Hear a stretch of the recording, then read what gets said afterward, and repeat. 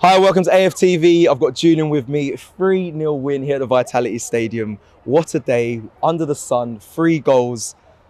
Superb performance from the boys today, Julian. Yeah, look, it was a tremendous performance. I can't still decide whether we're great or Bournemouth poor, but Bournemouth did look poor. If I was a betting man, I would say that on that performance they'd go down. Wow. Because you normally get teams that come up and they play their best football in the first few weeks of the season. And it's always a dangerous time to play these teams, as we showed at Brentford last season.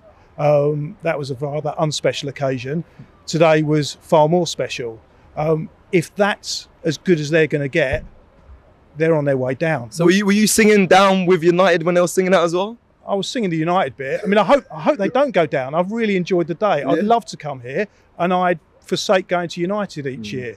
And it would be lovely if United got relegated, and the way they're playing, it could well happen.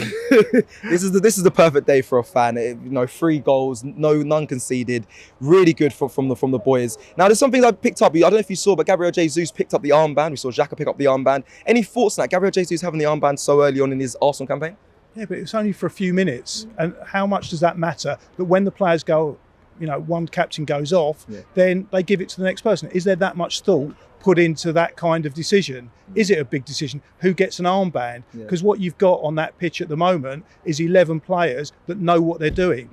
They are trained. When you look at the way that they're playing, it's almost like they're playing with one brain, and that's not saying that they're playing brainless. They are playing like they're all very much in tune with each other. You look at Zinchenko, Jesus, who else playing on the left? Martinelli. The way that they were interchanging, they seemed to know exactly what the other one was doing, which opened up the space and made it very, very difficult for Bournemouth to be able to track the players. They never, if they're marking space and then players are moving in and out of the space all the time, how do they track them? They just weren't good enough to be stopping us playing our football. And we looked like we were going to score at will. Yeah, you saw Zinchenko moving all up and down the pitch, up and down in the midfield. He was everywhere. And you're right, the rotation was so good from Arsenal said that Bournemouth team couldn't cope. Let me just ask you to kind of round up here. Pick of the 3 goals. What one was your favourite? It's lovely that I can say this and ask this as a question now. If we're picking what goals was your favourite, which one was yours? Well, my personal favourite was the 4th that got ruled offside.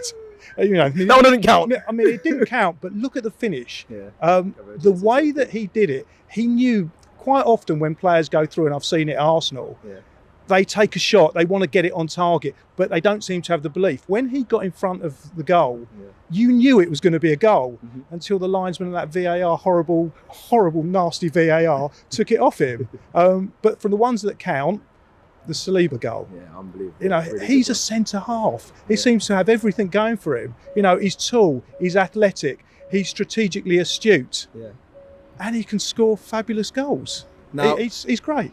So you picked the Saliba's goal out of the 3 was your favourite. I mean, was that thing. It was pretty much a chip into that corner. What a goal that was. Again, I want to keep talking about it. Being a fan and watching games like this is exactly what we asked for.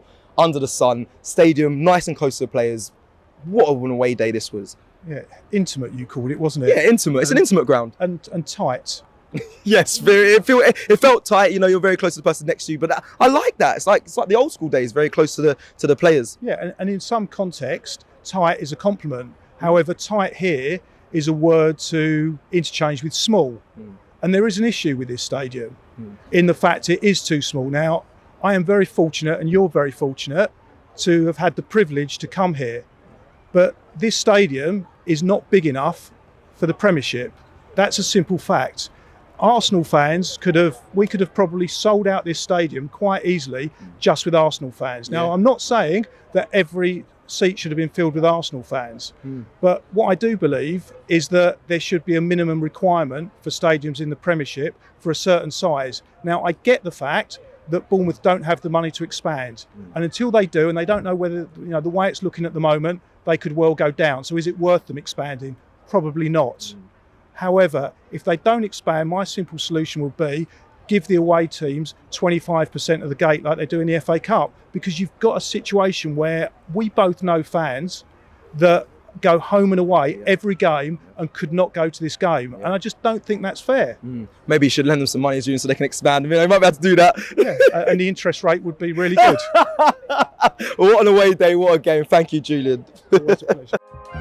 Shop for AFTV merch at shop.aftv.co.uk. Subscribe to us on YouTube. Follow us on Instagram, Facebook, Twitter, TikTok, Snapchat, and Twitch. We've got content for every platform, so check it out.